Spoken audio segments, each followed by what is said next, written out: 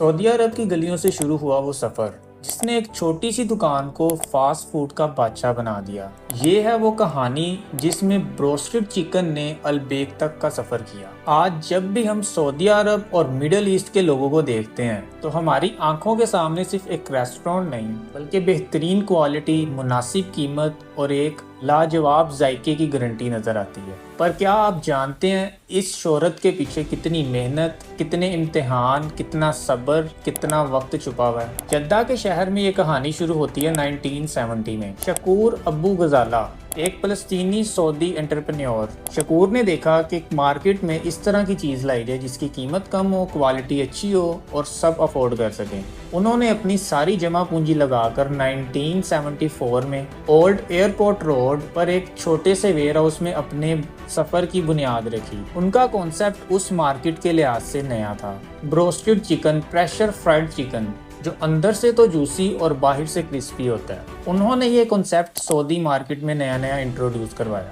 شروع میں رسپانس کم تھا۔ پہلے 90 دنوں میں روزانہ مشکل سے کسٹمر آتے تھے۔ لوگوں کے لیے یہ کنسیپٹ نیا تھا جس کی وجہ سے بزنس میں رفتار بھی کم تھی، لیکن شکور ابو غزالہ کا یقین مضبوط تھا۔ انہوں نے ہار نہیں مانی۔ ایک ویژن، کنسسٹنسی اور ڈسپلن نے محنت رنگ لاتی دکھائی۔ ایک سال کے اندر ہی دیکھتے دیکھتے اس ریسٹورنٹ کے باہر لمبی لائنیں لگنا شروع ہو گئیں۔ کسٹمرز کو ان کی کوالٹی اور ان کے ٹیسٹ پر بھروسہ ہونا شروع ہو گیا۔ افسوس اس بات کا، اس شروعاتی کامیابی کے بعد 1976 میں شکور ابو غزالہ کا انتقال ہو گیا۔ ان کے پیچھے ان کے بیٹے احسان اور رامی ابو غزالہ تھے۔ وراثت میں ان کو صرف ایک ریسٹورنٹ نہیں ملا بلکہ بینک کا ایک بڑا قرضہ بھی ملا۔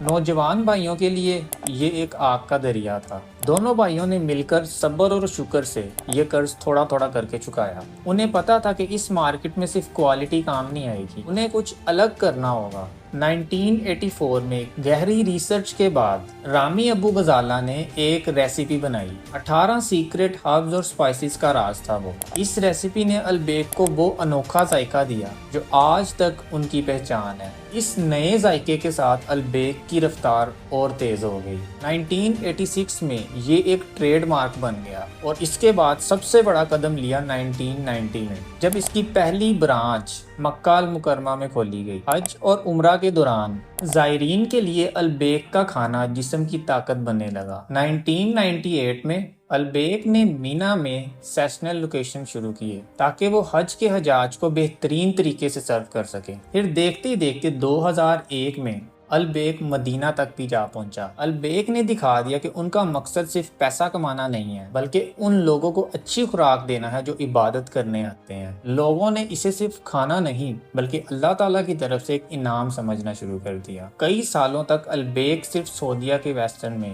مکہ، مدینہ اور جدہ میں رہا۔ باقی شہروں کے لوگ اسے چکن رن کے ذریعے ایک شہر سے دوسرے شہر منگوا لیتے تھے۔ یہ وہی وقت تھا جب البیک ایک فاسٹ فوڈ چین سے کلچرل فینومینا بن گیا۔ البیک کی کامیابی کا ایک گہرا راز سوشل رسپانسبلٹی بھی تھا۔ انہوں نے ہر میل سے 1 ریال چیریٹی میں ڈونیٹ کرنے کی روایت شروع کی۔ اس سے لوگوں کے دلوں میں البیک کے لیے اور عزت اور رسپیکٹ بننا شروع ہو گئی۔ ساتھ ہی انہوں نے 2000 میں اکپت فیکٹری بنائی جس میں وہ اپنے ٹیسٹ اور کوالٹی کو برقرار رکھ سکیں۔ دوستو، آج وہ بھی دن آیا جب سعودی عرب کے دوسرے شہروں میں البیک نے قدم رکھنا شروع کر دیا۔ ریاض اور ایسٹرن پروونس میں جب البیک کے آؤٹ لیٹس کھلنا شروع ہوئے تو لوگوں کا جوش دیکھنے والا تھا۔ گھنٹوں لمبی لائنیں، دیکھتے ہی دیکھتے البیک کی برانچز پہ رش اور لوگوں کا آنا زیادہ ہو گیا۔ لوگوں کا جذبہ دیکھنے والا تھا۔ اس بات کا ثبوت تھا کہ لوگوں کے دلوں میں البیک کا نام بن گیا ہے۔ اور دیکھتے دیکھتے پھر شروع ہوا انٹرنیشنل سفر۔ کافی دیر بعد 2020 میں البیک کی برانچز بحرین میں کھلنا شروع ہوئی۔ اس کے بعد 2021 میں البیک کی برانچز UAE دبئی مال میں بھی کھلنا شروع ہو گئی اور 2022 میں قطر فیفا ورلڈ کپ تک البیک چلا گیا۔ جہاں جہاں البیک کھلتا گیا وہاں کا منظر ایک فیسٹیول سے کم نہیں تھا۔ انٹرنیشنل مارکیٹ میں بھی البیک نے اپنا نام برقرار رکھا۔ آج البیک 150 سے زیادہ برانچز، ایکسپریس کانسیپٹ اور ڈرائیو تھرو کے ساتھ اپنی وراثت کو آگے بڑھا رہا ہے۔ انہوں نے صرف چکن ہی نہیں بلکہ فش، جمبو شریمپس اور برگرز کو بھی اسی طرح کا ٹیسٹ دیا۔ اس سب کے پیچھے بھی وہی 3 کوالٹیز تھیں جو شروع سے اب تک چلتی رہیں: बेहतरीन क्वालिटी, अफोर्डेबल प्राइसेस और सोशल रिस्पॉन्सिबिलिटी, इन सब चीज़ों ने अलबेक को अलबेक बनाया। अलबेक की कामयाबी के पीछे कुछ लेसन्स हैं।